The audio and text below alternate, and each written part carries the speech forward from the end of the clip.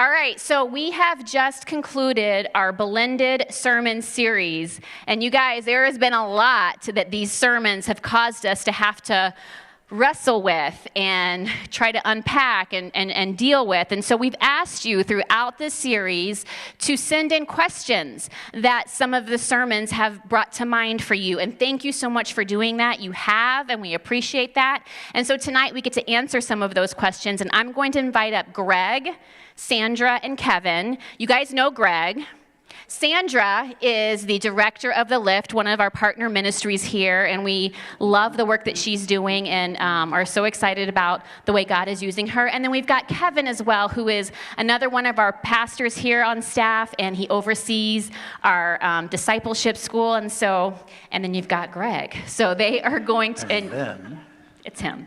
So they are going to answer your questions. During this night, we are still going to take live questions. If you have them, you can text them into the text line, 651-321-3030. We were going to try to get to as many questions as we can. We apologize in advance that we won't get to all of them. We know that, but just send them in, ask anyway. Also, we want to let you know that each service we are tackling different questions. So you will want to watch or listen on the podcast for the other services too, because maybe your question doesn't get answered tonight, but it may get answered in one of the services tomorrow, okay? So let's get started with our Q&A. All right. Woo. Good job, Shauna.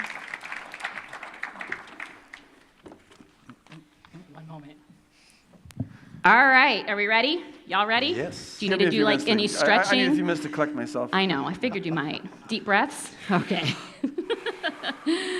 All right, here we go. So this question says, I have a parent who has never learned how to deal with his emotions. The holidays make him go haywire. He gets really excited, but then feels insecure about his excitement and acts out in anger instead. His moods cause tension for the whole family. Do you have any advice for me or for someone in his shoes? Is this one of your kids? No, I was going to say, Kevin, your kids, we told him not to ask that question. So how many of you don't have a parent that has a little bit of that, some of that there?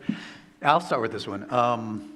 Yeah, first of all, I would just say that's a very honest question, and the way it was framed was the parent, I think it was the father, has never been helped. He's never learned how to manage emotions, and so I think that's a sad reality for most of us, is that emotions, we don't just know automatically how to manage them. We don't understand them. We're never really taught in our families what these things are that rise up in us and overtake us and take us this way or that way.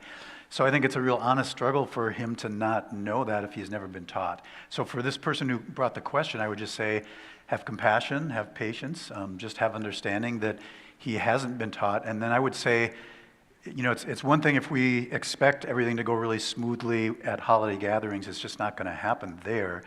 But I would encourage this person who asked the question to try to connect with her dad outside of holidays and try to understand, maybe more of his story, and why he maybe shifts from these emotions and things like this. Help maybe reflect back to him what she's experiencing or the kid is experiencing, so that he could be more aware of that, and then maybe coach him and help him ahead of time, so that, you're just not frustrated in the holiday gathering. But it's really, managing emotions is hard for all of us, but it's really a skill that needs to be learned. And then underneath some of those emotional shifts are wounds, and there's the need for healing for those. And so this child of this father could really maybe encourage her dad to pursue some healing perhaps, or counseling if there's the need for that.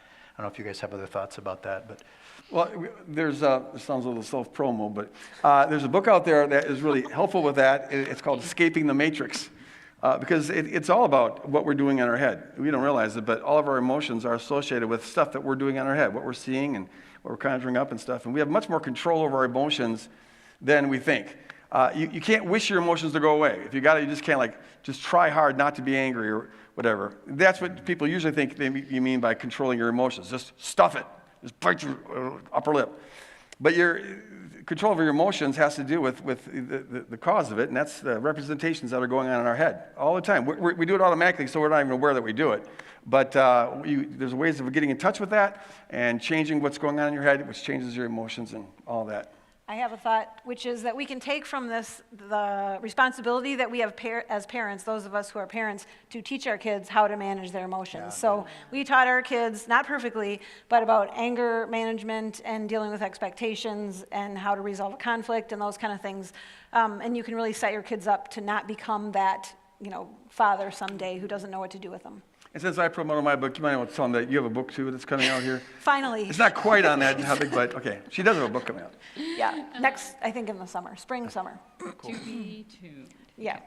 All right, so this is something that we got asked quite a bit throughout the series. How do you include people that practice another faith in your community? For example, one of my best friends is Hindu.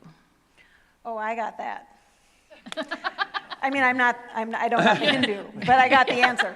No, I want to first say that what we're sharing is opinions, because... Except mine. Mine well, other than mine Greg, are the Word of God. Kevin and I are sharing opinions. He's speaking for God. He just knows everything. Thus saith the Lord. I have a really diverse group of friends from different religions. I have atheist friends who are very close to me, and so this is a walk that I have to navigate all the time. And the first thing I would say is, don't be sneaky, and by that I mean, if you're treating this person as a project, and then you're trying to sneak Jesus in here and there, that's just not going to work. And so what I do is, when there's someone who's the other, who doesn't believe the same as me, look the same as me, live the same as me, you have to accept them at face value.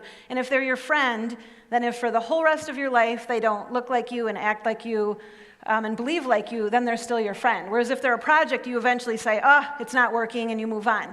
So I think just making the relationship central and not trying to sneak messages in. But then I would also say that for you, don't maybe go to a person who's an atheist or a Hindu for spiritual guidance if you're a Christian. So I think that those boundaries. The other thing I do is I try to have gatherings and do community stuff that includes people of all diverse faiths and walks of life, so that they're bumping into each other and finding out if they have a bad idea about Christians, they're seeing, they can be normal, and vice versa. Atheists can actually be fun people to be around.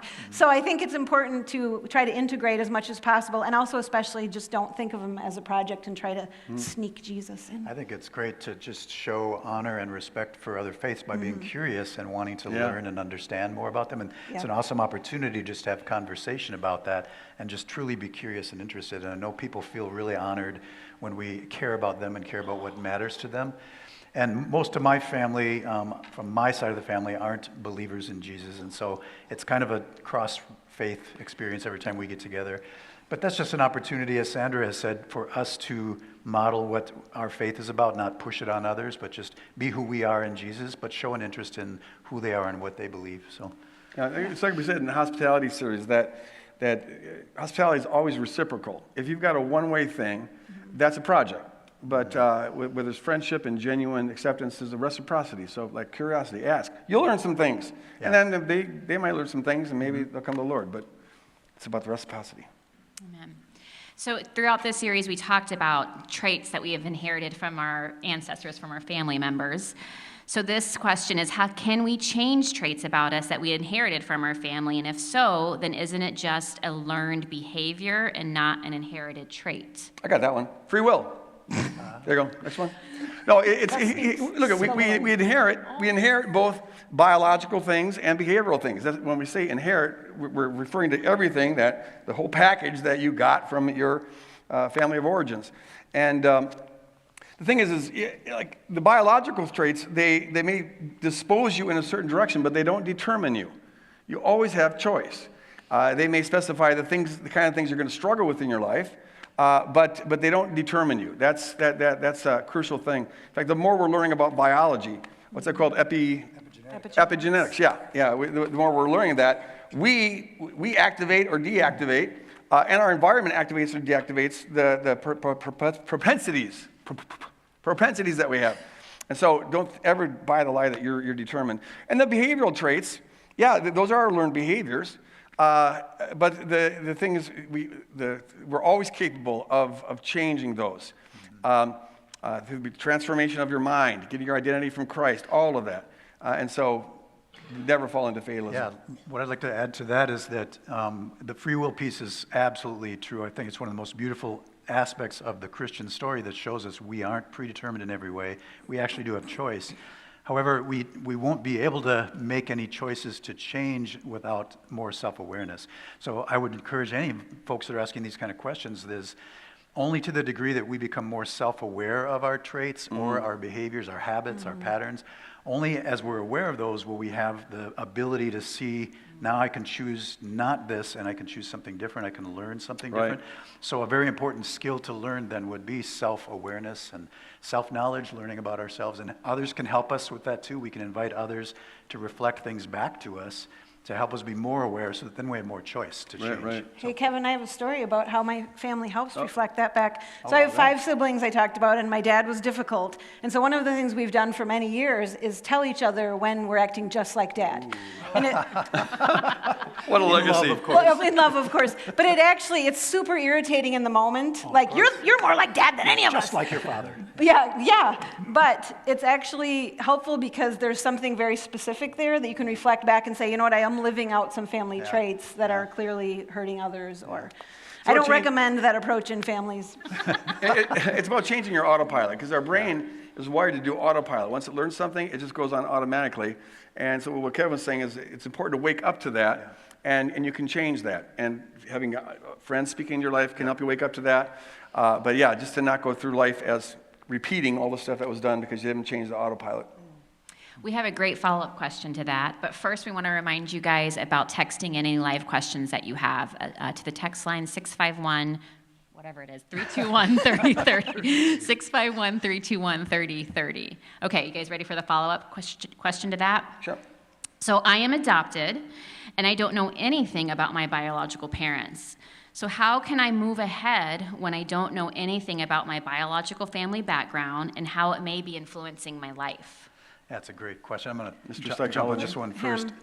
You know, I have a couple nephews who are adopted twins from the Philippines, and I was just at my goddaughter's wedding who's adopted from Haiti. And first of all, I just want to say to this person that I can't imagine how hard it would be to not know anything about your background, your heritage, your family heritage, your parents, grandparents, generations back, etc. So I first of all just have a lot of compassion for that. It seems like that would be just a big black hole of just a missing piece for you. On the other hand, I think in Jesus all things are possible, and so I don't believe for one second that anybody on planet Earth, no matter what their situation is blocked from being able to move forward in growth and becoming who they're meant to be and becoming everything Jesus wants them. So what I would say to this person is, none of us can really know how much of our lives right now are sort of determined or influenced by genetics or family history, and how much is just by our environment and our experiences. It's always that nurture and nature blend. And so none of us here in this room or in any room can really know, well, this much of my life is from my ancestry or my genetics, this much is from my experience. So what I would say to this person is just focus on what you can know, not what you can't know. What you can know is, like we just talked about, you can become more self-aware, you can study and observe your emotions, your interactions with people, your strengths, your weaknesses in relationships, the things you bring into relationships in your family. You can know those things and you can change those things. You can work on those things. And that's the thing you can focus on. Pray that the Lord might give you some insights about past family history. If there's any way to do research on that, that's great. But what you can know is where you can make changes. So, Yeah, I think it's part of the psychotherapy, the kind of culture we're in, psychotherapeutic culture where in psychotherapy, and God bless psychotherapists, I'm not bashing that whole enterprise, but the ask the question, how did you get so screwed up? And so let's trace it back, get to the origin of things.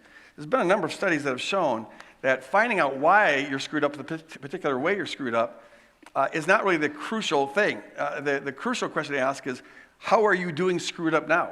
You know, start now. How you got this way is kind of irrelevant.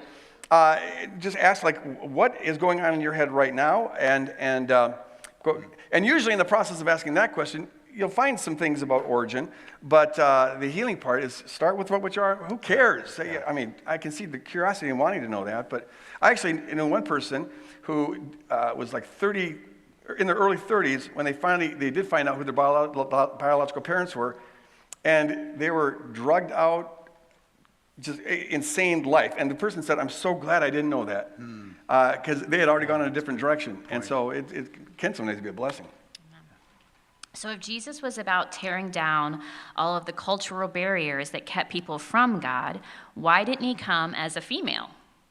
If God really wanted to challenge the patriarchal culture of his day, wouldn't it have been better for Jesus to have come as a female instead of as a male? Maybe the female should answer that. You stop. I said maybe the Okay. female should answer that. But since you don't want to, I'll go ahead. No, I got it. I got this one.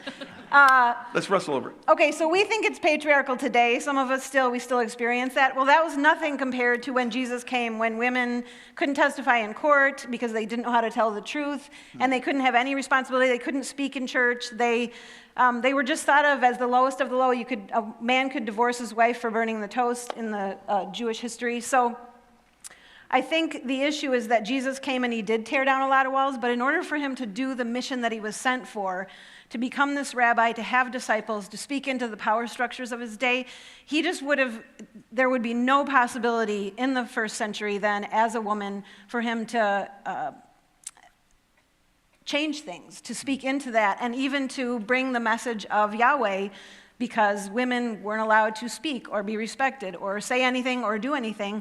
And so I think that he was being really wise. God was wise in sending Jesus as a male, because that gave him a foot into the culture that he was trying to change. Mm-hmm. He needed to impact not just the religious culture, but the secular culture.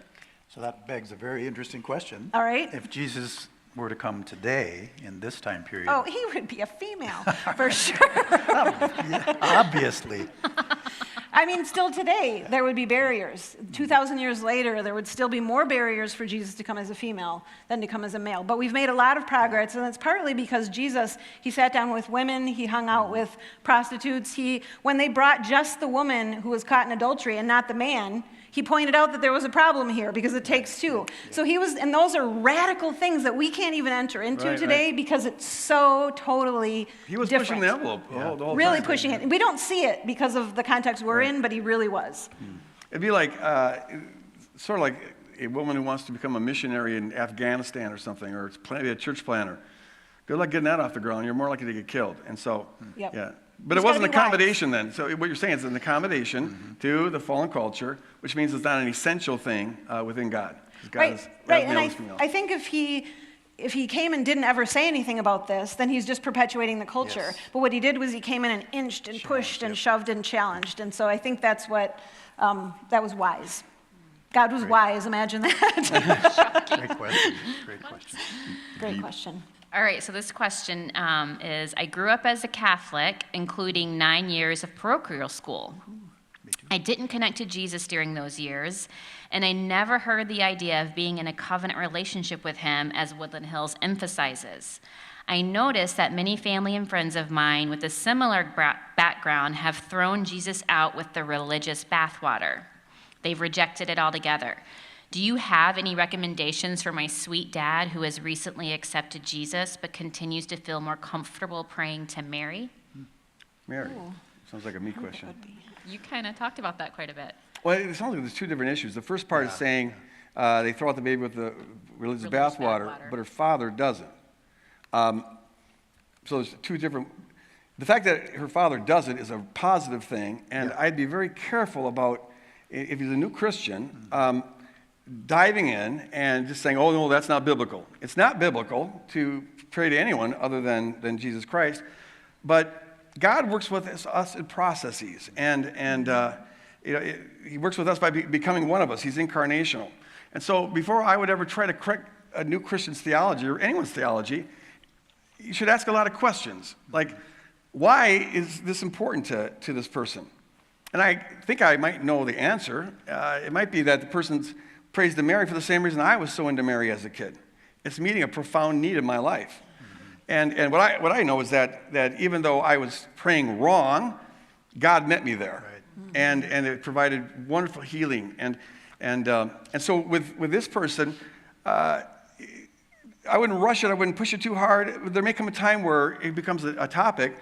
And I would, if you're going to take something away from somebody, you have to give something in place if it's meeting a need. Yeah. And this person doesn't realize it, but they're probably talking to God they just had never thought about the possibility of envisioning God with feminine qualities. Yeah. And I would encourage them to make that transfer, that talk to the Supreme Being, the creator of all, but God is no more male than female and just as male as female, and so it's, I think, possible to envision God. For me, as I admitted 2 weeks ago for the first time, the motherhood of God has played a very, very important role in my life. It still plays a very, very important role in my life. Yeah, that's awesome. And I wouldn't want that guy to lose that.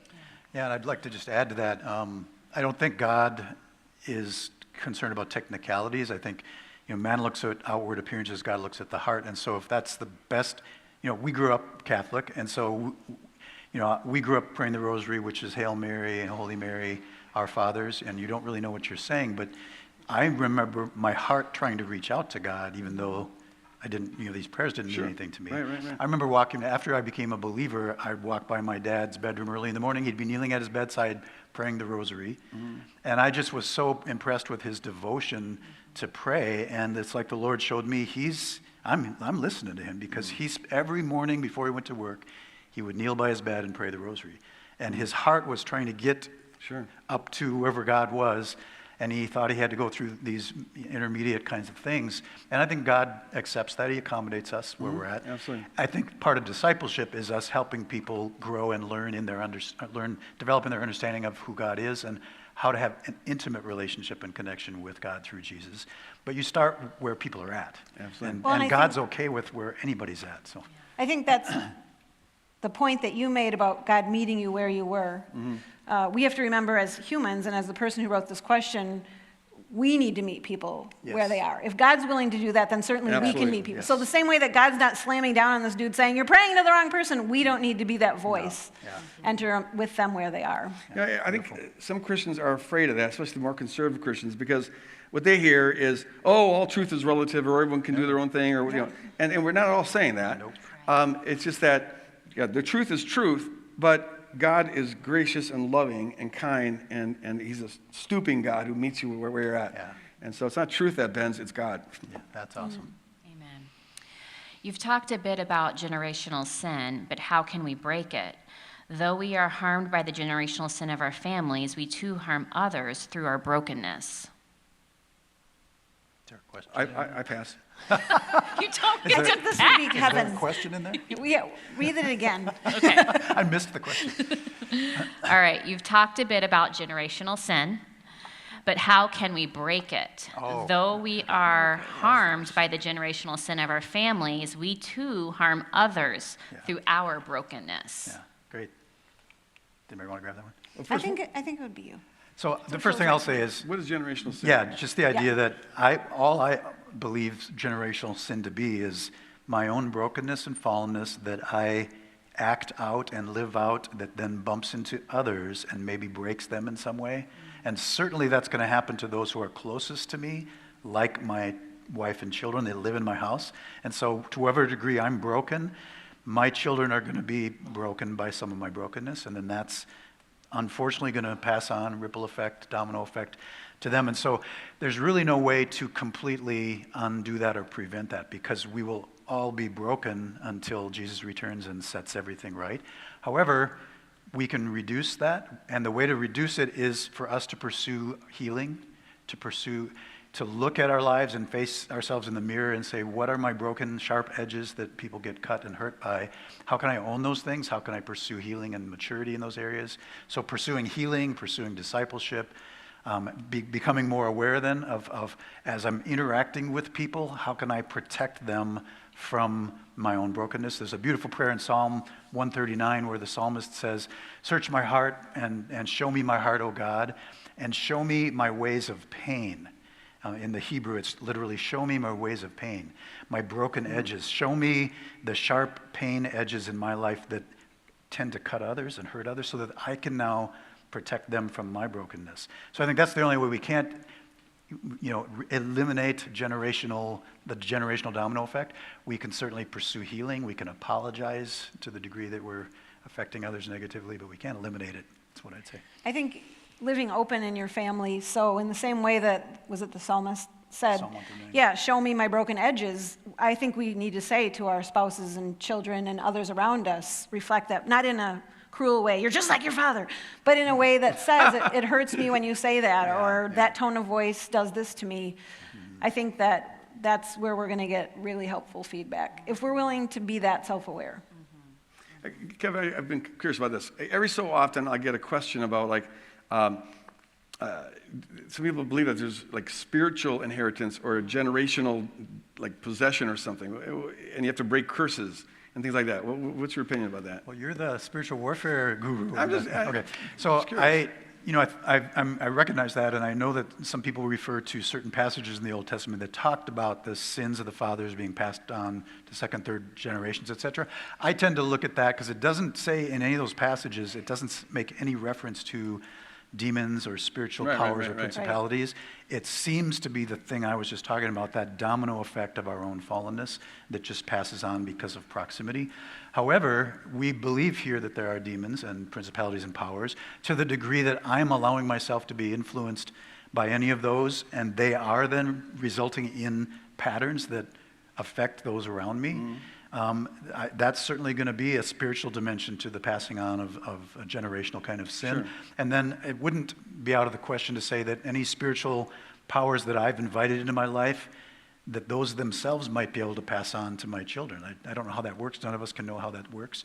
But so I think for all of us, it's a matter of us doing the healing and growth work I talked about, but also the deliverance work and making sure we break any ties and break any strongholds or influences that we have participated in of spiritual powers in our lives. And I totally agree with you. That there's that episode in the Gospels where the disciples weren't able to cast out this demon out of this little boy, and the first question Jesus asks is, "How long has he been like this?" Yeah. And the guy says, "Since he was a small child." Yeah. And it doesn't tell us how that happened, but everything about a parent. Parents have responsibility for the kids, and so if the parent has gotten involved in stuff, it can get passed on. Yep. And so it's good to do warfare prayer over that. What's not good is what happens in some ministries where you get all this esoteric detail about how to break this curse and that and whatever, and it goes way beyond anything we find in Scripture, and then you get go down some rabbit trails. But just free warfare prayer over that's good. Amen. This series has made me realize just how much parenting style can affect children for the rest of their lives. In Proverbs, the Bible says, "Whoever spares the rod hates their children, but the one who loves their children is careful to discipline them." But I don't think that spanking a child with the rod is a very loving way to discipline them. What do you think? I happen to be the expert on parenting, Well, the thing is, the biblical, the rod that the person's talking about is the shepherd's rod. And the shepherd's rod wasn't used to beat the animals. It had big spikes on the top, metal spikes on the top of a big stick, just so you know.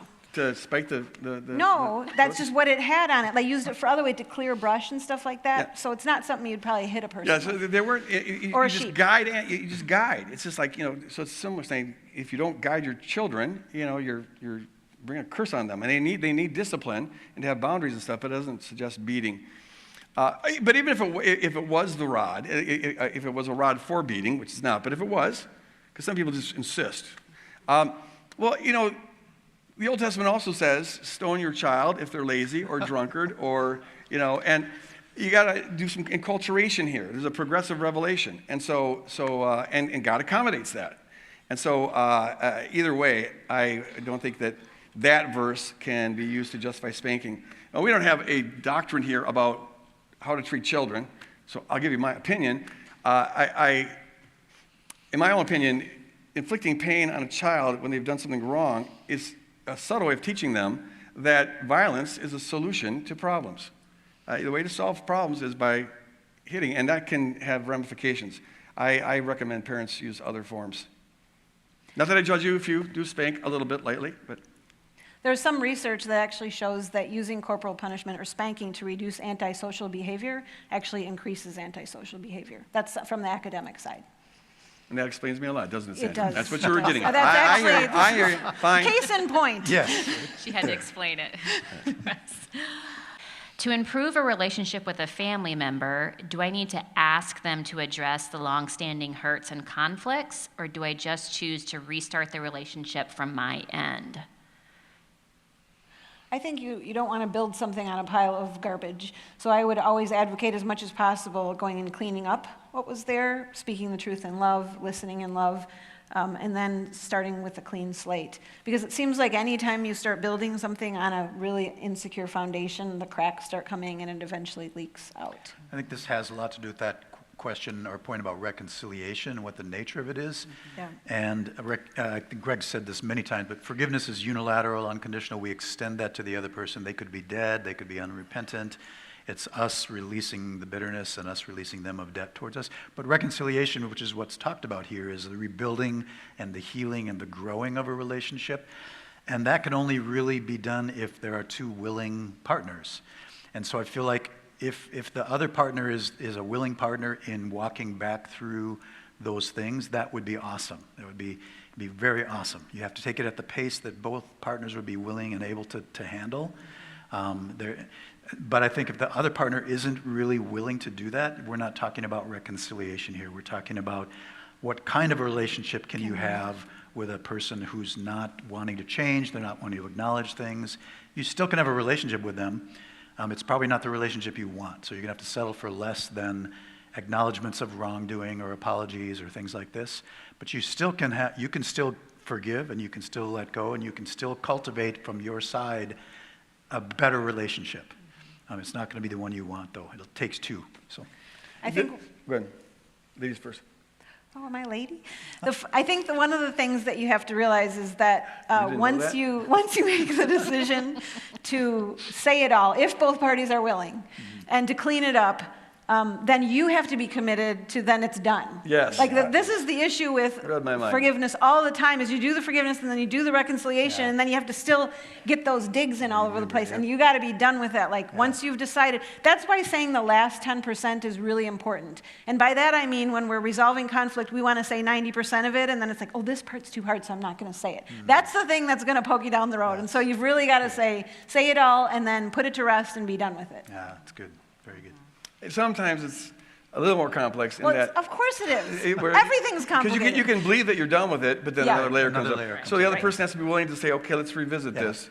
This isn't It's you how you holding do something it. over Right. my head. Yeah, This is you're not allowed something to that hold it came as up. sort of the ace in hand that you can always trump to. that's Well, very you good. did that to me back then. It's like, no, you got to forget that. Yep. So this was one we just got texted in because we've been dealing with our family stuff. So this person is wondering, is it okay to prioritize a spiritual family of people you choose instead of the family you were born with? And I wonder how Prioritize in what way. But I think Scripture does tell us that our kingdom family is now our first family. Jesus kind of modeled that for us. But then what does that mean, like prioritizing? We still have obligations to biological family, et cetera. And we want to prioritize them, but that's what love would mean. So I'm not sure what the person means by prioritizing, but I would say because most of my biological family aren't Jesus followers, I do prioritize my spiritual family. I spend more time with them because I have a deeper level of fellowship with them, and we can share and understand faith, and we can help each other grow, et cetera, et cetera. And that doesn't mean I minimize or diminish my time with my biological family, but I do maximize my time with my spiritual family. So Kevin, what if your spiritual family invited you over for Thanksgiving dinner or Christmas dinner, and so did your earthly family? Whoa. And just to make it practical. Yeah. Touche. It's tricky. And then, we've got my wife's side of the family and my side of the family and You the just have spiritual side of 5 the family. Thanksgiving dinners. So, my wife and I do have a rhythm throughout the year where we do give holiday preference to our biological families. But every single week we're with our spiritual family. And we prioritize weekends in general for fellowship with our spiritual family. But we definitely prioritize holiday time for biological family because it's much more meaningful. That's kind of tradition in our culture. Have you ever had a thing where you've had to, like, someone in your family regards the biological tie very, very strongly and has an ideal of what that should look like, and what they want to look like is kind of what you were describing with your spiritual family. And so they ask, why is it that you're always hanging out with your Christians and not as much with us. Yeah. And what's a good way to respond to that? We like them better, maybe? Well, that's what I said. Good that she didn't answer, understand. good answer. You've They have hurt better me and messed food. me up, and I need healing over here. Yeah. No. It is just a tough question, and I've had to wrestle with that. It's No, like, it's a good question. Even my wife's side of the family I'm in is super strong Christians, and my wife's mom has been the one who has asked us that. Like, our house church meets Saturday nights every single week, and weekends. So my wife's mom has kind of asked that once in a while. Oh, you've got house church again? We'd like to connect, right? And it's a legitimate, heartfelt thing. And so we don't want to communicate, because actually my in-laws, my wife's parents, are my spiritual family too. They're strong There's believers. overlap there. Yeah, there's overlap. But then it's a matter of just saying, well, who is closest in my life right now, in terms of how God has positioned me, in terms of the time I am able to spend with folks. You kind of have this same thing with your small community that you have around you. Right. Totally. You have the Lyft folks around you. So I think it's a tricky thing, but we can only it's a budget. We only have a limited amount of time, and we just need to discern where we spend it. Right. I'm glad you pointed out that balance too, because I witness, you imagine you have too, some people who, in the name of being spiritual, in the name of being radical, do sometimes careless things with their family, putting them in danger. Yep. We should be bringing in these kids who don't have a home, and without vetting them, and you've got daughters, and these are guys, and abuse happens, or anything like that. There's that end of craziness too. Yes, So, yes. No easy answers. We're going to start with a practical question, just to get us going. I'm out. That'd be me. Give Greg time to rest.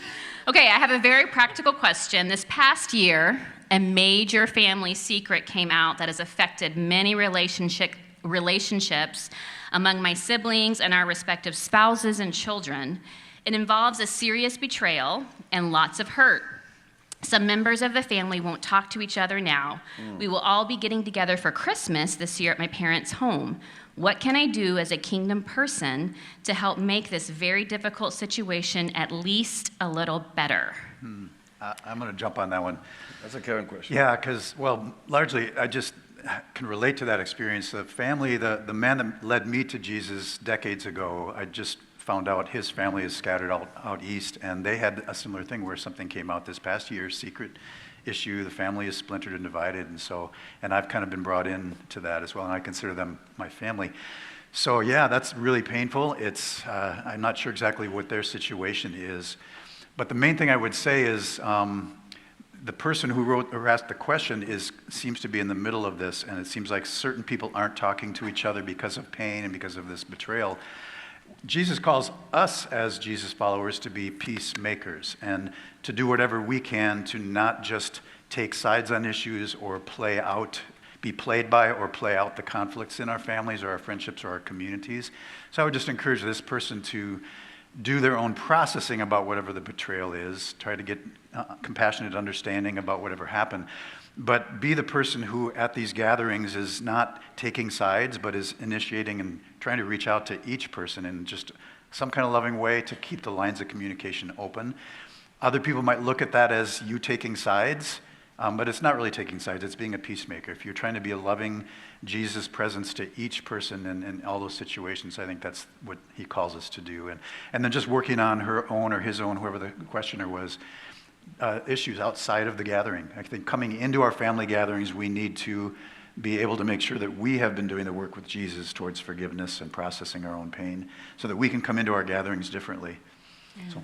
I actually, I almost could have written that question. Over the last couple of years, my family, my siblings have had something similar. I'm not in the middle of it. And I would say first, you do everything you can do. So I've flown to a couple of different states to talk to my siblings and try to work through it.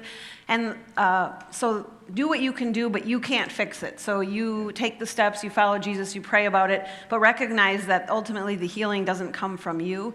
The second thing I have learned from that is that humility goes a long way. So our situation is so complex that we could talk about it for a few weeks here.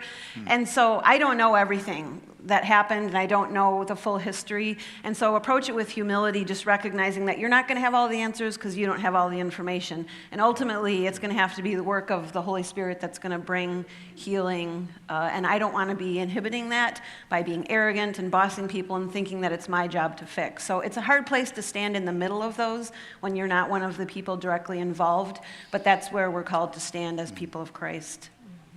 And what I'd say is amen to both of those. Thank you. When I tell my story to others, it often involves negative things about my parents, such as my dad never being able to do right in my mom's eyes, which led her to always being unhappy. Although they have both passed away, how do I reconcile my negative past experiences with my parents with the Bible's command to honor your father and mother, that it may go well with you all the days of your life? Well, I have... That sounds like a Sandra question. This applies a little bit to me because I get up and preach about my parents. My father has passed away, my mom is still alive, and my dad was the difficult one. And I think I had to do some work on my own in terms of forgiveness, which thankfully happened before my dad passed away, and recognizing how he got to the place he was and really being able to offer forgiveness because he was only doing what he was taught to do. So now when I talk about him, I want to be able to share my story and his story in order for others to learn from it. And I'm just telling the truth. So I'm not slamming him, I'm not being malicious, I'm not saying he's a terrible person. I'm just reporting, here's what happened, here's how I dealt with it. And I think there's a really rigid line there of not crossing into being mean for the sake of being mean. Yeah. I would say that I've had a similar situation too. My dad was the difficult one, left a lot of pain in all of us kids. He's passed away now too. And as you said, Sandra, I had the opportunity to do reconciliation and forgiveness before he passed. But I think what helped me to work towards that and what helps me to be able to tell my story about him and the pain is the idea of empathizing with him. I remember going through a season where I had a lot of hatred and anger towards him. And I remember going through family photo albums and seeing a picture of him when he was a little boy. And just seeing this little boy, he was a cute little boy, but he looked sad. He had a lot of just sadness on his face. And so then I just started to wonder what his life was like, what his childhood was like, what his father and mother experiences were. And so zooming out, if you don't know all the facts, you can sort of imagine a story in your head that might create the hurting and therefore hurtful person that your parents might have been. And then have compassion and empathy towards them because they weren't raised perfectly either. And so to me, that just helped me to be able to have compassion towards him and then share my stories in a way that's not, I don't have bitterness, I don't have anger. It's just speaking truth, and it's honoring because it's about the truth. It's saying what was really true. And I think we can, if we didn't have a chance to reconcile during their lifetime, as this person may not have, you can still, forgiveness is something that you can offer unilaterally, Always. even if Totally. that person isn't still alive. So that's Always. something, that healing can be done even if the other person isn't there. Do you think Greg's going to have anything to say today, or no? I'm just going to observe. It's fine. No, I shared 2 weeks ago about my mom. It's interesting that we've all had similar parental issues. And I also had a chance to reconcile with her before she died. But when I attended her funeral, it was a kind of experience that you had, a zooming out thing, where they had all the photos of her up on this wall. And the ones before she married my father, she smiled a lot at them. And the ones afterwards, she was smiling. But during that 11-year period, there's only one picture that we could find where she has a smile. And then talking to my stepsisters, her biological children, I got a totally different perspective of, I think she had like a breakdown or something. And that just exudes compassion. So it's always good to remember everyone's got a prequel. Yep. Everyone's got a prequel. And it's good to know that. Knowing that helps you have a more compassionate stance towards it rather than a judgmental stance towards them. Amen. An agnostic friend of mine has a husband who is an atheist and a son who is a non-believer. Her mother-in-law is a very conservative Christian who often warns them about hell. I'm inclined to share about Jesus' love and mercy instead. It seems to me that the way many Christians come across to non-Christians can be a stumbling block that makes it difficult for them to come to Jesus. I'd appreciate any thoughts or advice on this. I can weigh in on that one. Yeah, going to somebody and telling them they're going to hell, when they don't even believe in God, Good it's news. kind of, oh yeah, this is the good news, I remember a track I found one time when I was out in Philadelphia. This is probably 20 or 30 years ago, but it was, someone left it on this table and it said, "Are you a Christian or do you want to go to hell?" I was like, I can't imagine anyone find that. Oh, okay, I'll be a Christian. Okay, I'll love Jesus. In 2 Corinthians 5, Paul just lays out this gospel where he says that God was in Christ reconciling the world to himself, not counting people's sins against them, and he's given to us that same message of reconciliation. Yeah. So our message should be the opposite of that. That's right. Good news. Yes. Everything's been taken care of on the cross. Well, you just accept your acceptance. That's I think the message we should. Yeah, and I think if we think about the gospel Jesus preached, he went about preaching the gospel of the kingdom, and this was before he went to the cross and the whole work on the cross and the afterlife piece. Jesus' gospel, he didn't have a whole lot to say about the afterlife. He did talk about what happens next, but most of his good newsing was about here and now and about a different kind of life right now, different possibilities, different power that we can live out of forgiveness and reconciliation. We don't have to be following the crowd, the idols of the world, etc. We can be free. We can be healed. And so I think that if we're not bringing that good news that matters most to people right now, that's relevant to where they're at, what's going on in their lives right now, the future stuff is there. That's part of the story that we're called to share as well. But what did Jesus mostly focus on with his gospel? And it was this good news about a different way to be in the world right now, and reconciliation with the Father's love right now, reconciliation with each other right now.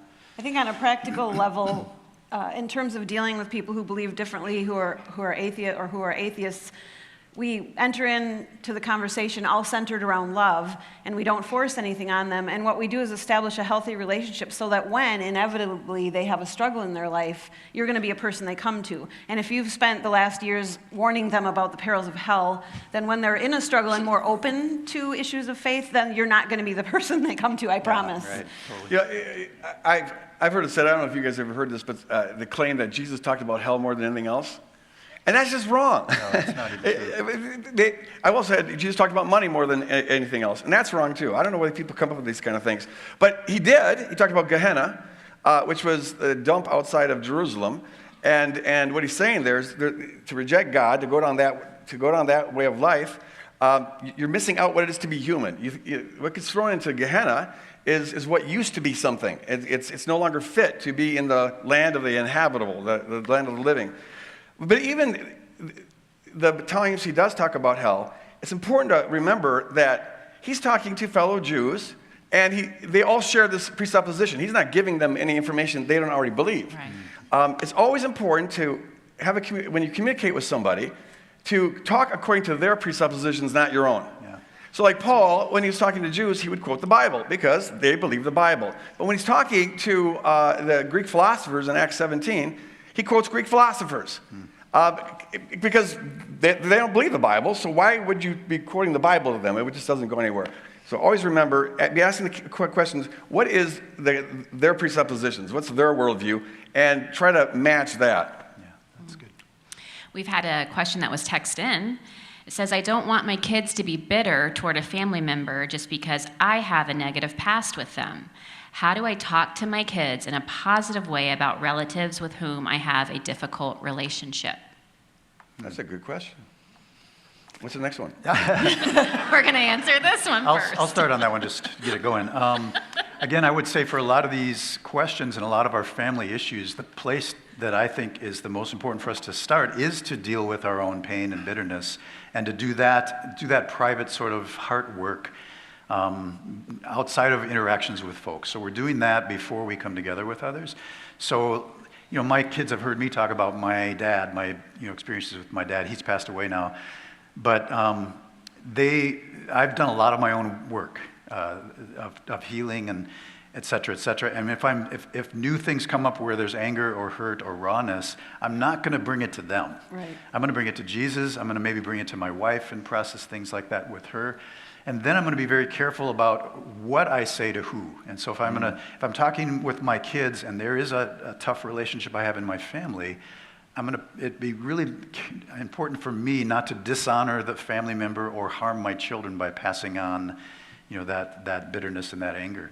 And so I feel like that self-work, that individual work of healing, of taking things to Jesus, of receiving his love, and then processing and venting with safe people instead of dumping on people that maybe can't handle where you're at. Because we're all just where we're at.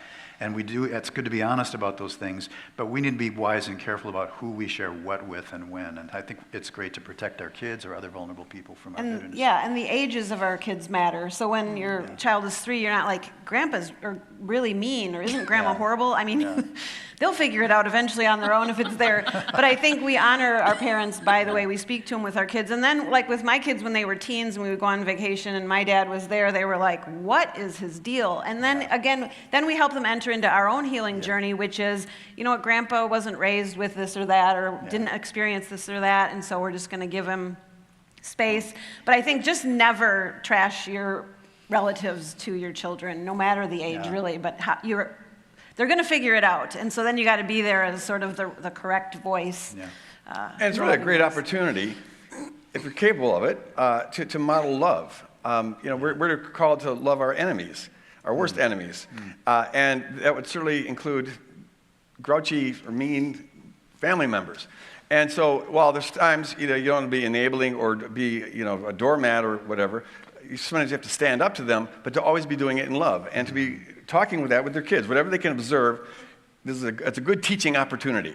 And to say, yes, the person is that nasty or whatever. Maybe bring in the prequel thing. I wonder why they are that way. What happened in their life, and just to start modeling them how they can love difficult people. This question that was sent in asks, I would like to know why the Bible does not show any care for widowers. I'll grab that one just to start.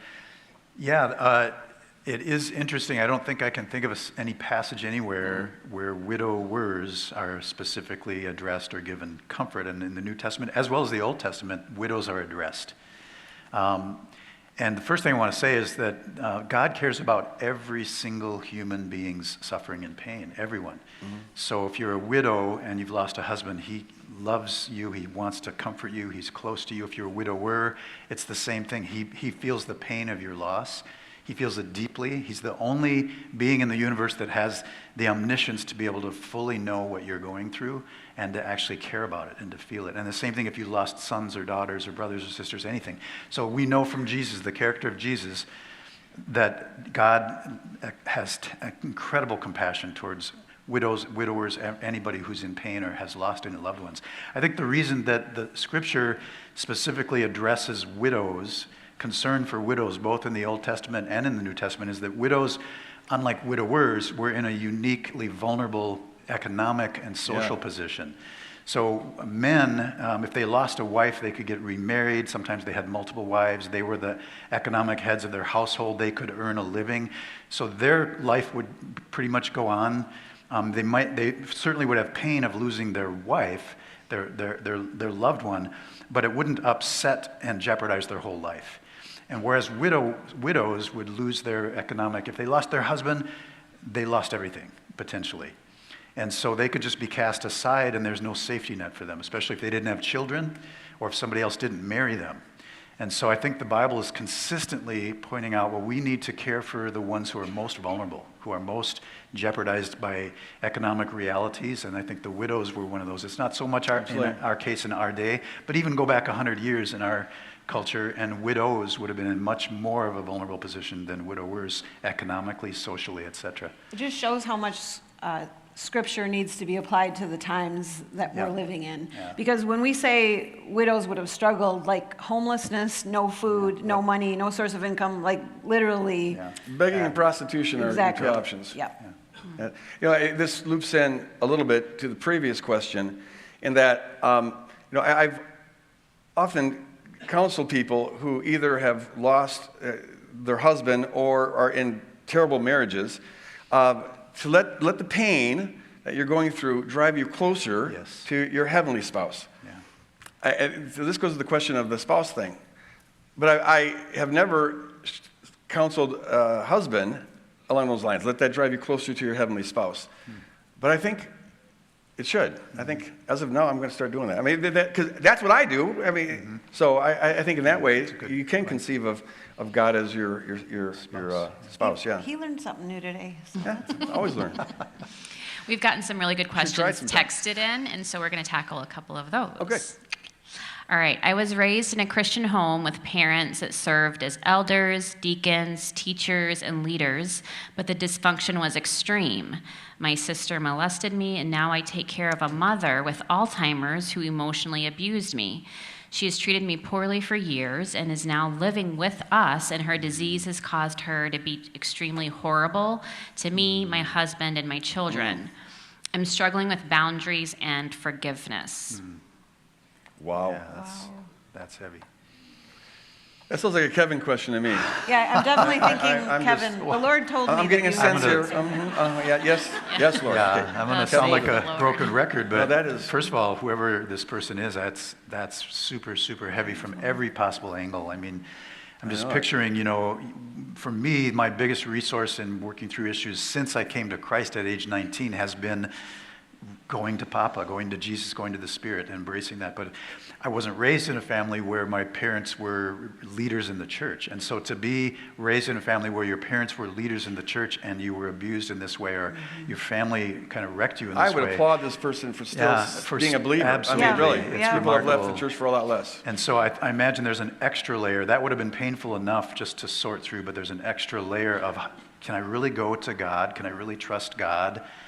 Is God like my parents, et cetera? And so I really applaud this person. All I would say is the same thing I said before, that we all have this pain and this brokenness, and let this drive us to the Lord, to Jesus, to Papa, to Mama, whatever your need is for healing. I think it's amazing that, is it a she? I don't know if it's a she or a he, but caring for the mother who was so abusive towards her and now is again abusive. But we can't do that kind of thing in our human strength. And so thank goodness that as new creations in Christ, we have the Holy Spirit who has made us alive. And loving isn't easy, but it's possible now to love in really radical, dramatic ways. And so I just would pray. I would tell her, just pray, get up every morning and just try to draw on the power of the Spirit in you. Soak in as much Jesus' love for you. Let him show you his love for your mom in spite of the meanness. Jesus doesn't see her the way we would see her. Jesus sees beyond that anger. He can see through the dementia for sure, but even before the dementia, he could see through her own woundedness and love her and see the actual, real, ultimate person that she is. So just ask Jesus to give you his eyes for her as best you can, and God bless you. I don't know what else to say. I would just also add that I don't know the circumstance of the family, but I can imagine, what's going on with the kids or whatever. But you have permission to ask the question, does God want you? Are you supposed to be having her in their home? Yeah. It could be, I don't know, but sometimes children do that out of a sense of guilt or pressure or something like that. If God is calling you to do this, then do this and rely on God for the strength to do this. But it may be that you're not supposed to be the one having her in your house. If it's damaging your relationship with your kids and other things like that, you have to factor all that in. But in the end, you just have to bring it to the Lord and say, give me your wisdom on this. Yeah. And we all need boundaries, especially when we're dealing with relatives like that. And my hope would be that this woman has a community around her, because when we sit and ask the questions like, should I have her in my home, and how do I get healed from this, and how do I deal with my kids in the midst of this, and my siblings, you need other voices of wisdom who can be the face and hands and voice of Jesus for you in the middle of difficult situations. So don't be an island and try to deal with yourself. So go out and join something, join a group, and surround yourself with some people who will walk this road with you. Right. And it's so important, because even if you are supposed to be taking care of her, you need to get out and get breaks and get relief. So having people to come in and take a shift can make a world of difference. Hey, Sandra, this one is a good one for you. Oh, thanks. Make it hard. I wonder what that means. This one says, my mom never really had a voice in my family growing up. She's been left out from so many things. She's lost what Greg would call her say-so. Since then, me and most of my family have become Christians, but there's still a lot of damage. What can I do to help give my mom more authority? Oh, that's so good. it's so interesting. This is sort of an odd aside, but my mom will sometimes talk in like a baby voice or a fun voice. She's 85 years old. And then some of the granddaughters have taken that on. And I always point it out, and when they're teenagers, you use your voice, use your real voice, because don't soften what you're trying to say by using this sort of silly voice that says, I'm not a real person. It's just a silly thing. Anyway, so part of it is to help your mom or whatever females have been impacted by that lack of power to say, you get to have a voice. And I remember when my mom was trying to decide when she was a widow, should she make this sort of major move a few hours away? She wanted to be by these other family members who were going to have time to support her. And she felt really like unable to make the decision. And I just got on the phone and I said, hey, guess what? You're 80 years old and you get to live wherever you want. And we talked through it. And then the next day she put a down payment on this apartment and moved. And she's been there for 5 years, and it's just the perfect decision. So part of it is just to really directly speak into that and empower her to say, you get to make that decision. You get to have that voice. If that person hurts your feelings, you get to say, not in a baby voice, but in a powerful voice, it's not okay for you to talk to me like that. And then even just the way you model it. My mom is so empowered by the life that I live. She listened to my sermon here a few weeks ago, and then she sent it to all of her conservative Christian friends, which was hilarious. She lost all of her conservative Christian friends? Now she's alone. So I think you model it, you speak directly into it, and you just affirm. When she made that decision and put that down payment down, it was like, you go, girl, you go. You're 80 and you are going. Yeah, that's good. Woo, woo. I should have stood up for that one. No, that's good. The challenge is that family patterns can be very, very strong. Yes. And if you're in a system where no one's ever asked the mom what she thought about things, you'll naturally default to that unless you are staying awake. And so asking the question, like take every opportunity you can to have her weigh in on things and start changing that pattern. Family patterns are strong, and systems will keep everything the same, but our neural patterns are strong as well. I was thinking of my mom. In your situation, my dad passed away, and my mom lived for decades after my dad passed away. And my dad was super strong, controlling, and she had no voice, and she made no decisions. And by the time he passed away, she didn't know how to make a decision. Exactly. But she was free to. Didn't have the skill set. But she had not developed the neural capacity. So there wasn't the family system that was keeping her the same any longer, but her own internal system was keeping her stuck. And so thank goodness, she moved in with my older sister for a time, and my sister then became kind of the Sandra in her life to say, hey, you can decide this, and you can do that, and you need to do this, and you need to do that. And she was sort of parented by my sister to become a person who could be confident enough to make decisions and make choices. Even by the time she died at 90, though, she was still not a fully independent person, and I'm sad about that, and that just shows you how strong those patterns in our brains can be. So I think it's going to be a one-on-one conversation largely. I mean, you're not going to sit around the Thanksgiving table and say, Mom, speak up. No, but just the time spent coaching and listening and loving and meeting her where she is. Yeah, that's good. That was a good one, huh? Yeah. Good question. All right, a majority of Not my that the family. Others weren't good. No, too, they've all been good. They're all really good. Yes. A majority of my family practices Christianity, but when it comes to the various social issues presented in the Bible, oftentimes I am in the opposite end of the spectrum. How should I approach polarizing social topics when these conversations arise? I could also have written that question. Did I write these questions? No, you did not. Yeah, my family's kind of split on that. Everybody almost professes Christianity, but very different on social topics. And I won't tell you which way I lean, but I will say I will say that it's a one-on-one conversation again. So sitting around the table, if politics comes up or whatever, I just don't engage at all because nothing is going to be gained. It's kind of like when I talked about how, thank you for that Facebook post about politics. It's totally changed my thinking, said no one ever.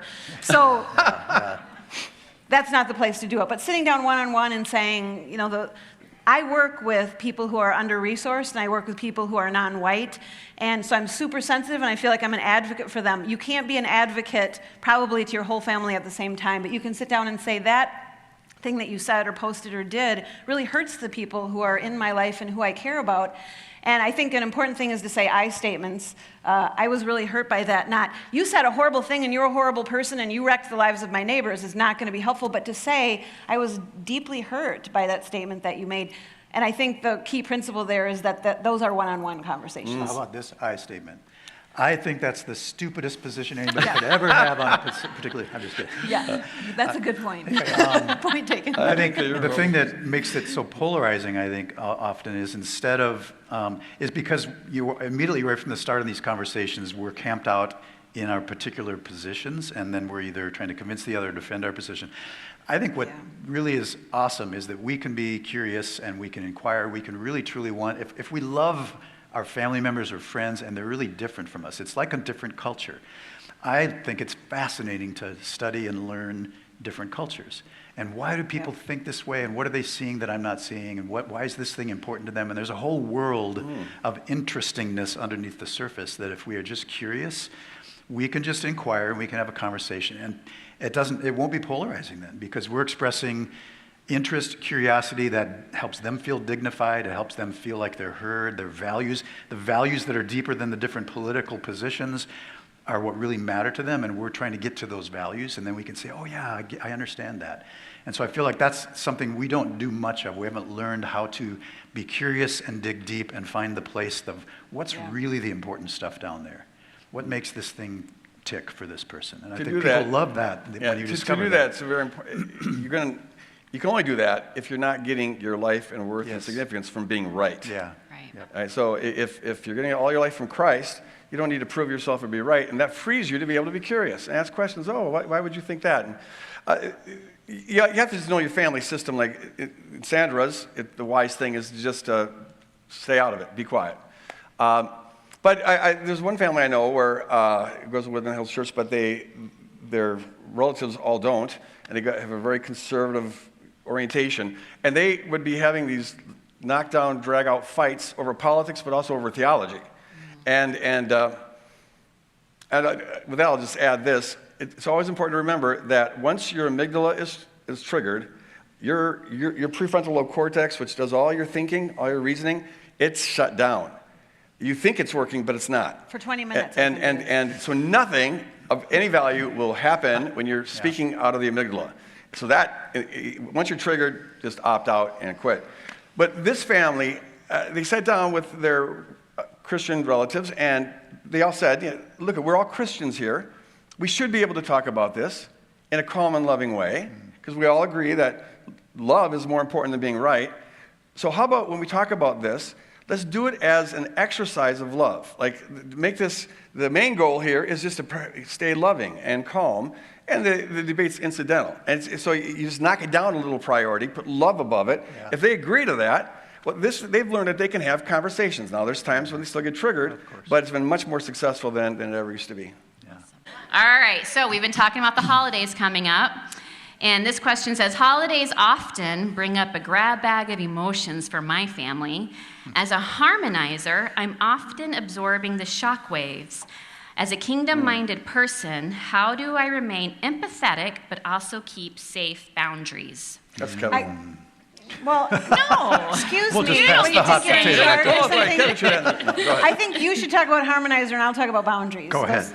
So I'll clean up the mess. No. He'll harmonize. So we talked about boundaries a few weeks ago when I spoke here, and I think the issue to remember about boundaries is that a boundary is good for you and the person that you're having boundaries toward. And so when you are practicing a boundary, it's good to say, is this working for both of us? Now, that doesn't mean that we're just making the other person feel wonderful and fluffy. It might mean that truth is being spoken, but it's being spoken in love. And I think the deeper part of that question is that one of the most difficult balances is between boundaries and empathy. Because you feel like when you're being empathetic that you can't put up a boundary, and you feel like when you're having boundaries, maybe I shouldn't be this nice. And so I think the question always is, how am I doing at balancing empathy, caring for someone, entering into their story, but also having boundaries? Empathy doesn't ever mean that you condone someone else's poor behavior or sin. Boundaries also don't mean that you say you're a horrible person because of this. So I think if you can keep those two things in tension with each other, in good tension, boundaries and empathy, that's an important lesson. That's excellent.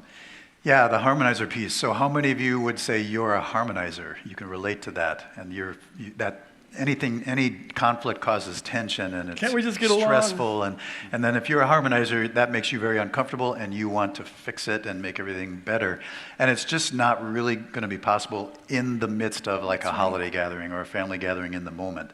But yet it's very understandable. So the downside of being a harmonizer, and I carry some of that myself, is carrying that internal stress, and you want to fix things. And I think but we can't in the moment. All we can do is, to the degree that we're Jesus followers, we can find harmony with Jesus. We can ground ourselves in peace, his peace. We can then maybe be a little vessel to bring peace to others in our families. We're not going to be able to harmonize our family.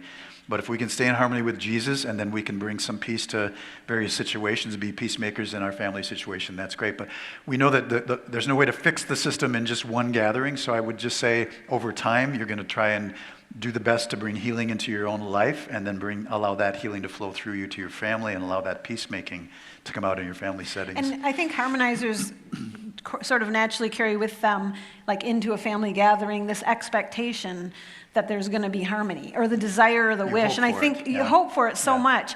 And I think for us during holidays, especially if we have difficult family dynamics, is that we just have to manage those expectations and recognize that things that have been a problem for years are not going to get fixed around the holiday table. Yeah, that's so true. Yeah, as a sensitive harmonizer No. myself, I feel Oh my God. you carry such a burden. Blah, blah, blah. I hate conflict. I don't like to.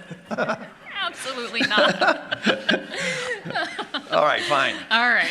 As parents who have already raised kids and passed on to them some of the dysfunction of our family systems, so the kids are already raised and out of the house, what can we do now to promote healing and renewal in their lives as adults? I think the only one that could answer that question well would be Craig, because we've been perfect parents. Exactly. We don't have no problems at all. You've passed a lot on to your kids, I think. No, I'll start with that one. Wow. My wife and I were actually just talking about this. We've had some situations in her side of the family where some of her siblings are just kind of waking up to some of their own stuff that they've inherited from family and mom and dad and stuff. So that just opened up a conversation we've literally just had in the last few days with Gwen and I, and then regarding our kids, and we talked with our kids about that, and we've said, what are some of the things you have struggled with? I think that's always a good thing to do. So we're not going to get out of raising our kids without damaging them to some degree, and so we just need to face that honestly and humbly, and then say, well, how can we be in conversation with them about it? How can we own and acknowledge and become aware of the various patterns we've had of brokenness, and then just ask our kids, well, how did my brokenness affect you? I didn't want to pass things on. I'm trying to do the best I can, but give me some feedback. Help me see some of the things that were hard for you, and list them in a conversation. If they're old enough, if they're really still young, it's really spouses talking together, or in your prayer time asking the Lord, show me how I might be passing on my brokenness, and just help me to be more aware of it so that I can limit or minimize the damage that I'm passing on. But a conversation with your kids. I think, confession with your kids. Total transparency. Yeah. My kids are in their 20s, and I think we have no problem saying, how did we screw you up? Yeah, What did we do? And the interesting thing is that sometimes it's not at all intentional or malicious. Like, my son is extremely introverted, and I'm not. And I think I just embarrassed him to death all the time, just marching around talking and saying things about him. And so now, like, I don't talk up here about him without his Except permission, now. except right now. But he's not here. Sorry. I try not to put him on I know blast. good therapist. Yeah, try not to put them on blast. And I think that's just learning as they get older, that I have to temper my personality to be in step with him. There's so many ways to screw your kids up, but if you just keep that open channel of communication and just really say, am I screwing you up? What do I need to do? Did that embarrass you? That's my question. Did that embarrass you? Yes. Okay. Alicia, did I screw you up at all? I mean,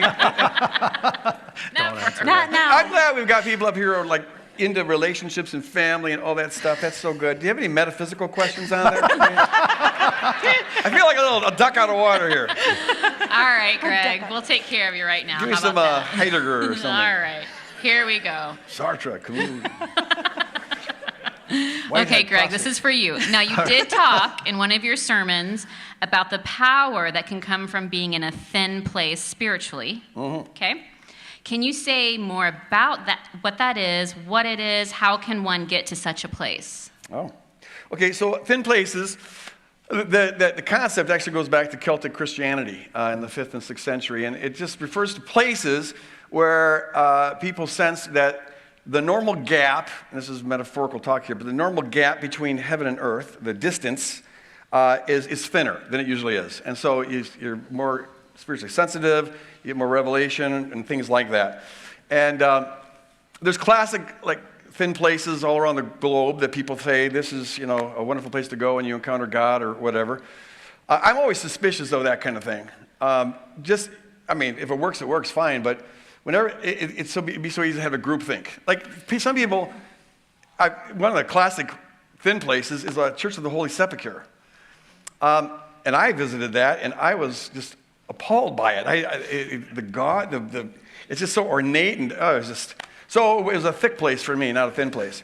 But Ionia, which is an island off of Scotland, that's a classic thin place, and so people travel there to encounter God and things like that. But individuals can also have their own thin place, and that even can change over time. Some of you probably have had this where, at least for a season, there's something that happens when you go to this park or when you're in this place or however. So we can have those kind of thin places. You can also have, as I use the term, and this isn't the standard usage, but I refer to thin place in a temporal kind of sense. You go through a thin place, and you're in the same locale as you were before, but all of a sudden you're just more aware of God, or you're sensing more of God, or you're learning things about yourself, and that's what I was going through. I'm still in a little bit, but I shared that 2 weeks ago. Where you just often see things you didn't see before. You connect the dots. Things just kind of come together, and you just have this sense of God's presence more than usual. Mm-hmm. And I found that sometimes going to, even at events can be a thin place. In fact, our prayer should be that every service here is a thin place, where people just kind of sense the presence of God. For me, most recently, the strongest thin place that I have encountered has been the tap. Ministry we have here, where you bring tap people. It's where you just take off all labels, and this population of people that are often quarantined from others, they get to come out and we all just party together. And it's so beautiful that when I'm on the dance floor, sometimes I often will get choked up. This feels so sacred. And it feels sacred even though some of the music we're dancing to is not at all sacred. But the connectivity there is just, I just think you should try it. And they're going to have another one here in a couple weeks. And then, so as to what you can do about it, the only variable that I know of is this. I think everybody has got a built-in thin place. That's called your imagination, what the church tradition called the inner sanctum. And if you surrender that imagination over to the Spirit and just say, lead me to the beauty of God and to encounter Jesus, and that is my main go-to thin place. It's not always thin. Sometimes I will sense God's presence and encounter God in some powerful, powerful ways. Other times it's just nice, but it is always at least nice. And so I encourage you to, right between your ears, God's given us this place. It's your inner sanctuary. It's your secret place. It's your you and Jesus place. And God can meet you there in powerful, vivid, transforming ways. And in ways that are just completely unique to you. Completely unique to you. It's not like all of our inner worlds are the same. They're all radically, radically different. And it's not like we have a generic relationship with God that we all kind of tap into. Each of us should have at least an individual relationship with God where in that place, it's like you're the only one who exists. You know, it's you and Jesus, and you can attain a level of intimacy there that is just beautiful. So surrender that to the Holy Spirit, and you've got yourself a good place. Good Awesome. job, you did it. Thank you so much. Good metaphysical answer. We do have a follow-up, and Kevin and Sandra, feel free to jump in as well, but we do have a follow-up to that. So this person says, when I imagine anything, I am fully aware that I am the one doing all the imagining. But when Greg shared his experience of Jesus, he made it sound like the experience was happening to him. How can someone get to that place in our experience of Jesus? I have a thing, Good. because you talked enough already. Yeah, she asked it to me. Well, she invited us. No, but it does really just follow in the heels of what you said. So I'll let you talk first then. I'll let you. boundaries.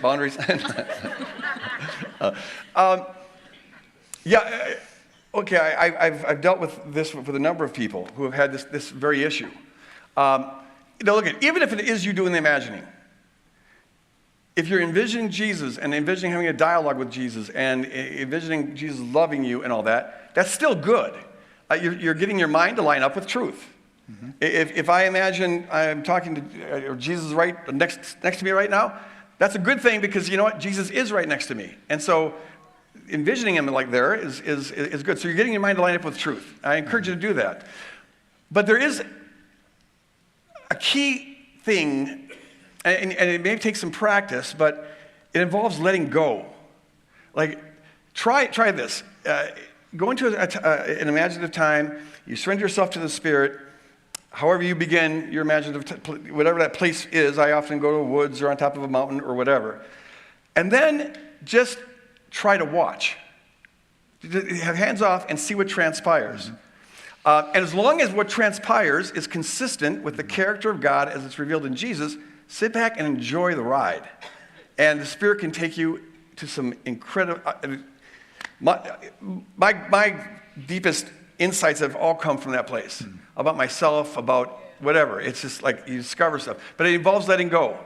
And you'll find that you inevitably try to grab on again and try to control it because you're not used to doing this. And so it takes practice. But just let go and just watch.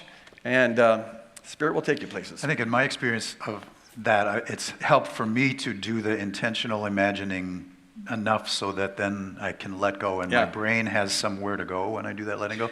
So by practicing different imaginative experiences and getting sort of a feel and a fluency of actually seeing myself with Jesus or being with him in a unique way, going to that place that Greg's talking about. If I do that intentionally, I start to create neural circuits in my brain that then make it easier for it to kick in on its own and to kind of flow if I let go kind of thing. So I think helping to rehearse it that way. And I'd also like to say, in terms of the practicing, I think at first we are doing it, but it's still a real thing that we're doing. So I think, when I've gone away on trips and I'm away from my family, my wife and my kids, there'll be times where their memory will just pop into my mind and I'll just spend time with them in my mind. And there are other times, though, that I will think of them. I will say, I wonder what they're doing right now. And I'll enter into sort of a connectedness with my wife or my kids, even though I'm 1,000 miles away. And that's imagination mixed with memory, but it's real. They're real people, and they're realities that I can connect with. So there's a sense where I'm doing it, and there's a sense where it's something I'm doing that connects me to a reality that I'm not directly in touch with, so I can still get in touch with it in an indirect way through imagination and memory. So I think one thing to remember is that we're all wired really differently. So introvert, extrovert, right brain, left brain are going to impact how we're able to enter into this. So if you are a left brain thinker, it's probably going to take you a little bit more effort to get to this place of imagination.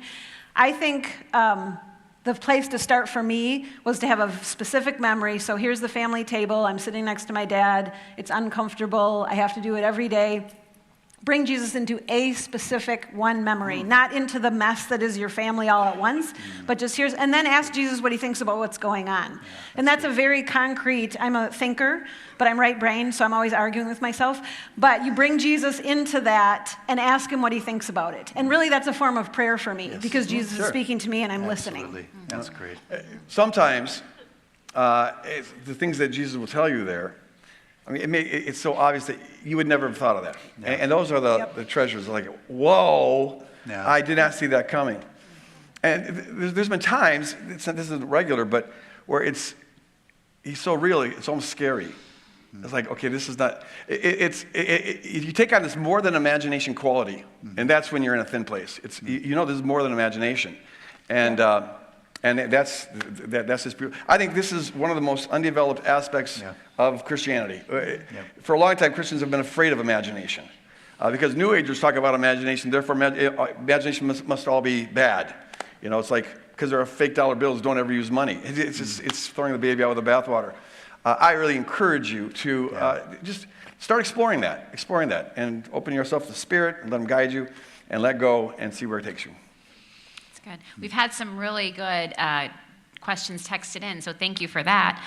One of them says, my wife recently stopped attending church. How do I maintain being equally yoked if we no longer have that connection?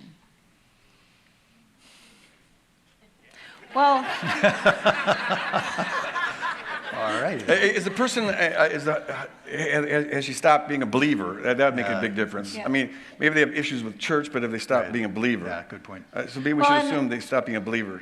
yeah, and I think one of the issues is there's a lot of different ways to be unequally yoked, but the question is whether you are able to work out a solution that works for both of you. Is the person who is not a believer willing to still support the person who is, or is this constant animosity? If there's animosity, then I would recommend that during a time when you're not having animosity to work out what the rules are. So I'm going to go to church or my small group at this time every week, but we're going to together agree to carve out Saturday to be our family time. And then on Sunday morning, you don't have to argue about it because this is the agreement that you made. That's just a very practical thing when you're at this place where you're not jibing on, to decide together what the rules will be until maybe you can make some progress at a deeper level.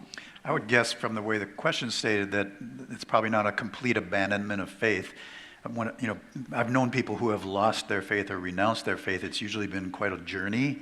Yep. And sometimes maybe it starts with, at some point they stop going to church, but it's a journey they're on. They're wrestling, they're searching. And so I'd encourage this gentleman to just be in the exploration process, try to get comfortable with, well, what are the questions? Why? He's probably asked her, well, why did you stop going to church? Are you looking for something different in a church? Are you questioning your faith? Get into deeper conversations. Be curious about that. Get into the journey with her as much as you can. If it already is or gets to the place where your spouse absolutely renounces Christianity and Christian faith, well, you're still married. You still made a covenant till death, and the New Testament has things to say about being married to unbelievers. If they want to stay with you, then let them stay with you. It's not like there is that unequally yoked thing where if you're a Christian seeking a spouse for life, you need to be finding a way to be yoked in a faith relationship that's kind of in the equal faith. There needs to be overlap. But if you're already married with somebody, there's the idea of, well, staying with that person faithfully. Unless they want to leave. So. And I think in the same way that Jesus meets us where we are, so if this woman is in a place of seeking and confusion and questioning, Jesus is in that with her, meets there. Absolutely. And so as humans, we model what Jesus does and we meet them where they're. So there's not shame and judgment. It's we meet her where she is and walk on that journey with her. Yeah. It could be that the reason they stopped going to church was perfectly legitimate. Yeah, maybe even they feel stuck and they're looking for spiritual growth, and what they could use is a house church. Yeah. And so explore there's other ways of being church. They maybe just think that church means on Sunday morning, but there's other ways of doing church, and being church, if there's still a believer. Well, and that leads into another question that we have as a follow-up, which says, do you have recommendations on finding a Christian community when your spouse is not interested in attending church with you? Yeah, I know. Check out Sojourners. Quite a few couples in that situation, and it's a real sticking point that they each want something different in a church or community. And that's a real challenge. And they're in a sticky place. Sticky place, yes. As opposed to thin and sticky. Sticky Okay, places. good. So the only thing I would, and I have said this with folks that I've met with, is, well, you as a Christian believer, you need to be as sensitive to the other's needs, think of others, give preference to others ahead of yourself, while still voicing your needs, etc. I think it's just a dialogue where you're able to say, well, what are you needing? What are you looking for? Here's what I'm needing. Here's what I'm looking for. I'm willing to, look for places or try places out that are more meeting what your needs are for a season. If both parties are willing to do that, or even one party is willing to do that, it kind of gets it unstuck, so that now you could try different places until you find out what works. And some people want a bigger place. Some people want a smaller community. And Jesus comes in different shapes and sizes in terms of our connectedness with him through the body. And if there's a time when your spouse wants no place, then I think you just have to love them through that, because the more you push and badger, the less likely that person's going to come. Absolutely. So if you're in a sticky place, you want to get to a curiosity place, so you can find some other place where you can both be placed together. And then the theme of this is place. I think he's places stuck. all over. He's definitely stuck. The Dr. Seuss version of... I'm in a stuck place. Yes, you are. You are. Let's have another question, please. Quickly Shauna, help moving us. on. All right, this is another one that was texted in. I'm white and have an adopted black son who is 9 years old. How can I help him embrace his identity as a person of color when he has and does grow up in a white world? I have made a lot of effort to expand his experiences, but it is difficult since he was adopted from birth and only knows 2 white parents. That's a challenge. Well, That's a good question. we have a foster daughter who was 13 when she came to us. She's African American, and that's a really, really important question because there's identity issues that are going to dog him forever if they aren't dealt with when he's young.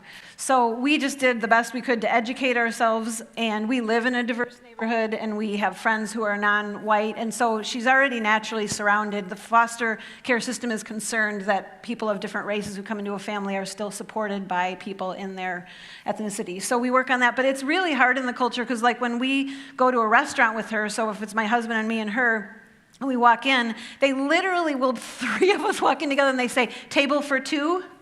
No, we thought we'd all sit together. So the culture is not set up to recognize, I mean, am I the only one? All the time, like it happens all the time. They think that we are not together.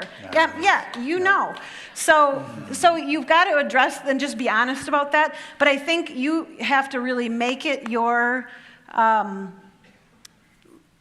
plan to go and say, I'm going to make sure that I'm going to hair places that understand African American hair, and I'm going to make sure that we're not only living in the suburbs surrounded by people who look just like me, because if you make a decision to bring that into your home, then it's not just a decision for that day.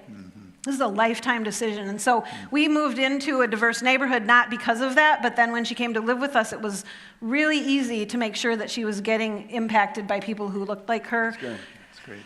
That's awesome. Big commitment. That was good. Yeah. Big commitment. Couldn't have said it better. Wise. We have a situation at our family gatherings where one particular family member consistently makes racist comments or jokes.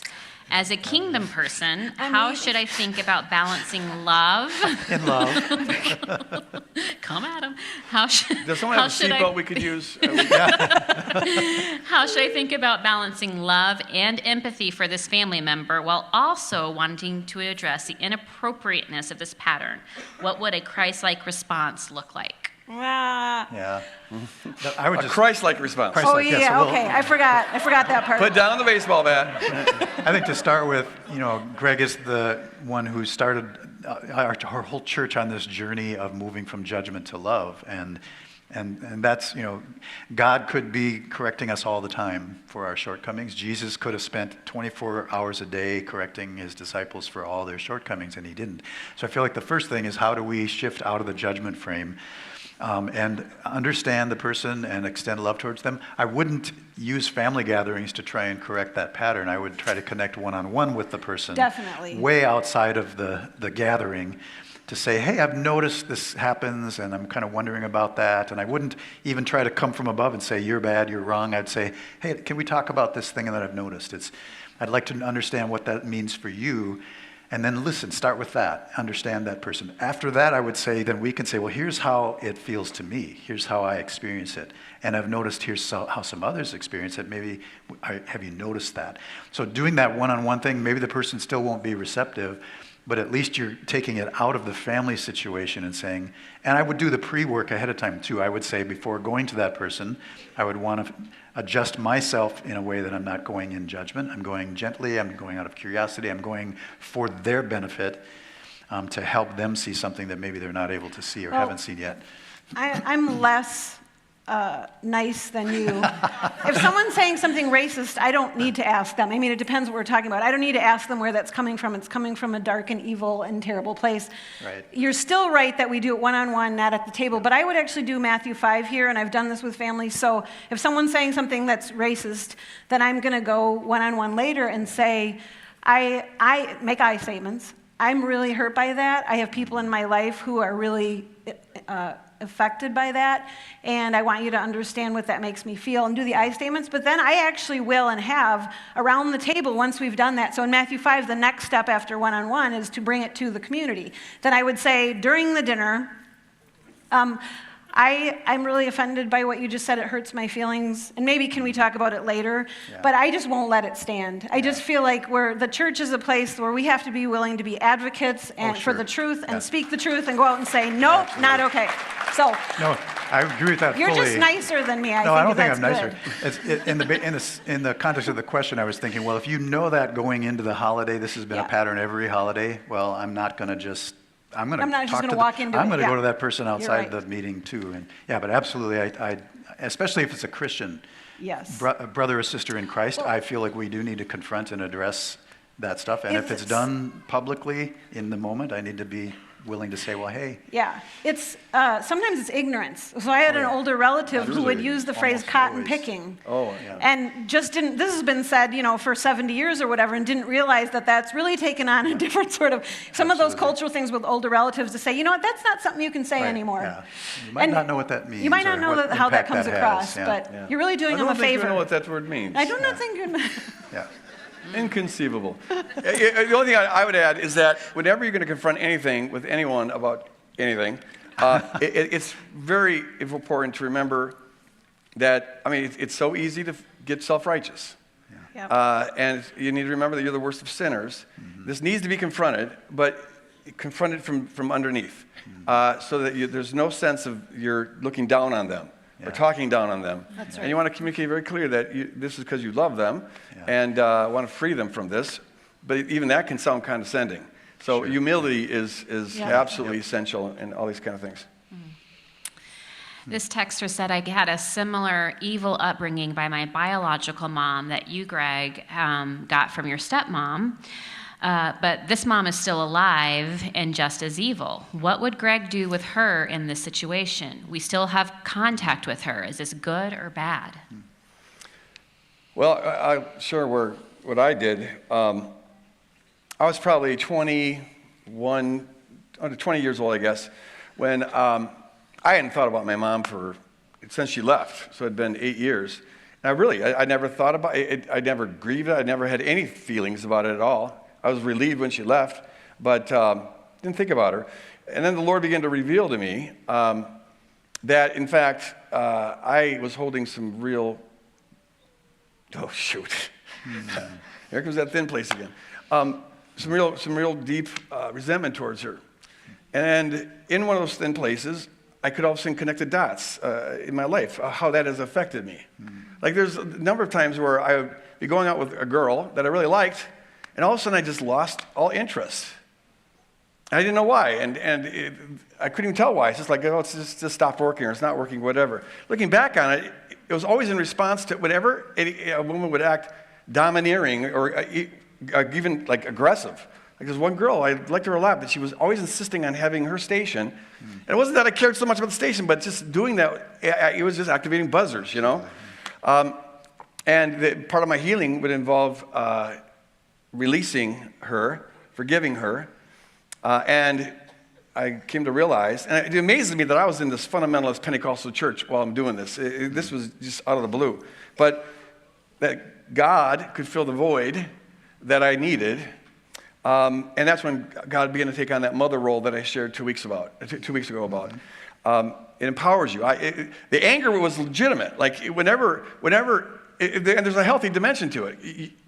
In the core of your being, you know that you're worth this, and you need a mother who's going to affirm that. But if instead you get a mother who's, as this person says, evil, and they're taking down your worth, well, there's a natural anger there. Anytime you value something that gets devalued, it creates anger. And you are valuable. And so let God fill that void, take on that mother role, let God meet those needs. And she's still meeting those needs in my life all the time. It's been a central part of my relationship with God. And that empowers you to let the person go. And so I called up my stepmother out of the blue, hadn't talked to her for 8-9 years, and I just told her, I want you to know I became a Christian, and God's really been doing a work in my life, and I forgive you. And at the time, she was like, well, forgive me. Yeah, there were some rough times, but and she kind of defended herself. What I didn't know was that my calling her and talking about Jesus was part of, God was doing some other things in her life. She had rented out a room, and the person was a Christian and was always witnessing to her. And the next year, she became a Christian, and it was just as transformed a woman as you could possibly ever imagine. It was beautiful. But if she continues to be evil, well, then I would go back to what Sandra said about the boundaries. Have empathy and try to think of like, what is her prequel? And that's helped me a lot too. Like, no one just wakes up in the morning as a normal person and then decides, I think I'm going to be abusive to children today. What went on there, And that could evoke compassion rather than judgment. And compassion can create opportunities, whereas judgment always closes them down. Opportunities to grow and to talk, but you do need to have the boundaries. I think one thing important to remember is anger is a secondary emotion. It's rooted in something else. And so it's right to be angry when someone's treating you badly, but it comes out of a place of hurt. And that's when we can really, instead of trying to invite Jesus into the anger, invite Jesus into the hurt for healing, because that's really the root of what's going on. And then boundaries galore. I mean, you need to have full tube covering when you're interacting with this person. And just, I'm present here and I want to listen to you and hear you, but you don't get access to anything. Right. Yeah, that's good. Until they've earned it. If you see a you change. can maybe pull the little boundary down a little bit. And that is, it's important to be flexible. I mean, you need to be as stern as you need to be and as solid with that fortress as you need to be, but open to God's working in their life. God's working in everyone's life, and you can know that. And as you're praying for them and trying to respond in Christian ways, that can bring about a change, and that means you should adjust it. You let them in a little further. Yeah, I think your story illustrates that, where if you had a complete iron wall of boundary, you wouldn't have been able to call your stepmother and influence her and be a piece that God used in her coming to Christ, etc. So it's an adjusting of that wall so it's not just pure self-protection, because where that may be needed if that's the best you can do. But at some point, do we care about the other enough to say, well, how does God maybe want to use something that I do or say to speak into their life? And then you might adjust your boundary just a little bit to be able to give something. And I think if you have Jesus in your boundary with you is what I say. So then he might say, just pull it down a little bit, just move it. So you've got to invite Jesus in there. He's our rock. He's our hiding place. He's our good refuge. point. You said that, He's our fortress. I remembered this, that we got to go on to another question, but that it was when I did that, and for me the boundary wasn't an issue because she was gone. But it was when I reached out that it was right after that I began to cry. I cried 2 times in my life from the age of 6 when I made this covenant. And if you didn't hear the sermon 2 weeks ago, you're not going to know what I'm talking about, so watch it. But I made this covenant that no one's going to hurt me. And so there's only 2 times when I cried in between those two. Once because I thought my dad was going to prison for killing my stepmother, and the other one because this girl I really liked dumped me. Even I cried on that. But after that, it's like the nervous system starts to reconnect. God was getting me outside of my walls, and when the faucet turned on, I've been running ever since. Yeah, cry at movies. I thought that was. Watch out. Saw Terms of Endearment. That was the first movie I saw after this happened, and I was slaughtered. Slaughtered. I think that breakup worked out for you okay. You got Shelley. So. Thank God. Yes. Thank God for unanswered prayers. Yes. We have just time for a couple more, but this texter sent this one in. They said they're struggling with memories of some of the things that they thought were discipline with their children, and now their children are all adults, but now they're thinking that some of the spankings were abuse. Yeah, I'll jump on that one to start with, but again, I think we said it earlier that we're not going to come out of parenting our children without damaging them to some degree. But the thing is that this is a beautiful opportunity where if you're struggling with that possibility where did I cross the line? Is the thing I thought was okay back then really not okay? Has my perspective changed? The best way to deal with that is not to just kind of stay in the past. It's to go talk to your kids now. Yeah. Have a conversation with them right now and say, hey, how are you doing with that? There were some things that I did the best I could at the time. I didn't know better, but I'm wondering how you're doing with that. And let them just tell you. Maybe it's not a big deal at all. I thought the kids were the ones who were complaining, or that they're saying that she abused.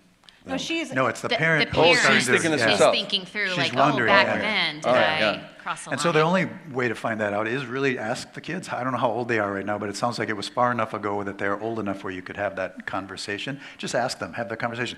If they do say, yeah, you crossed the line, it was a little bit harsh, it was too much, I've been dealing with that ever since, then it's your opportunity to confess and say, tell me more about that. I'm so sorry. Wow, I wish I had known then. And what can I do now? What do you need now? Kind of thing. And the redemption, I mean, that's what the message of Jesus brings, is redemption for every Yes. evil thing, and the possibility of submitting that before your children and the Lord and being done with it. And there's nothing more freeing Yeah. than getting forgiveness from your kid and moving ahead in a different direction and saying, that's behind us and we're not talking about it again unless you need to. We're done with that.